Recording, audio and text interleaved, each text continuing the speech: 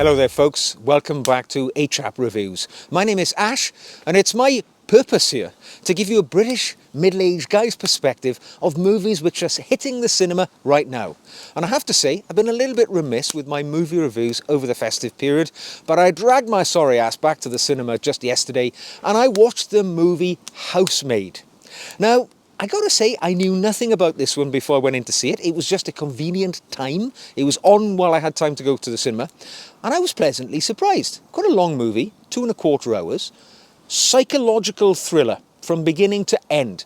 There were periods where I was on the edge of my seat and others which I wanted to look away from the screen. It was somewhat cringeworthy, but overall, quite a positive viewing experience. So to give you an idea what the movie's about, it is, as I say, a psychological thriller, basically contained mostly within one house. As you can guess, called The Housemaid, you can see where it's going to happen. But our movie follows our protagonist, a young, a woman in her late 20s, called Millie, played by Sydney Sweeney. An actress I'd never seen before, but actually I was quite impressed having seen her in this movie. She portrays a young woman who's got into a bit of trouble earlier in her life. She's been to prison. She killed somebody in questionable circumstances, and she ended up with a long prison sentence. And she finds herself on parole. But things don't go too well. She loses her job, sleeping in a car, and actually her conditions of parole mean that she's going to end up being locked back up to continue the rest of her prison sentence if she can't sort her life out. So she applies for a job as a housemaid. And the person who interviews her, her future boss, is Amanda Seyfried, who plays this role of Nina, who's the sort of mistress of this. I think the house is one of these large aspirational houses. It's, I believe it's meant to be in upstate New York. It's a young family. Amanda Seyfried, her husband is Brendan Scalena, a big, tall, very attractive male actor, and you know they portray this young family with a young daughter called Cece, and they require a housemaid. And when our protagonist Millie, the housemaid, arrives desperate for the job, you know, everything seems tickety-boo, too good to be true. Beautiful house, beautiful family. Her role is just to help a little bit of nannying, bit of housework, that sort of thing. And it comes with you know, a lovely room. Everything looks swimming. However, very soon after she arrives, things start to unfold. Everybody isn't as they appear to be. And quite early on, and I'm not going to give the plot away here, suffice to say, all of the characters go through a considerable arc in the sort of movie. Relationships are formed. There is, you know, lots of sex. There is lots of, shall we say, you know, people going down the wrong direction in life here, yes.